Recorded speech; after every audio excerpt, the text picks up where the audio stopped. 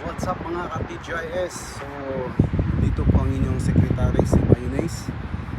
I-flex ko lang pala guys yung bagong jacket ng TGIS. So, ngayon ko lang to siya na-flex guys kasi nga na pornada ang ano nito, ang launching nitong TGIS jacket namin. Dapat kasi sana i-launch namin to nung second anniversary ng TGIS. Kaso nga hindi na kami nagkakaroon ng chance na magkaroon ng celebration sa ikalawang taon ng aming TGIS group. So ngayon ko na lang i-flex ang aking jacket. Ayan guys, ito po yung pinatay namin jacket guys ng TGIS. Dito may logo siya dito ng ADMG, Abu Dhabi Mountain Bikers. Dito siya sa left side. And then sa right side naman guys, yung logo ng UAE MTB, ang aming mother group dito sa United Arab Emirates. Dito sa harap, TGIS.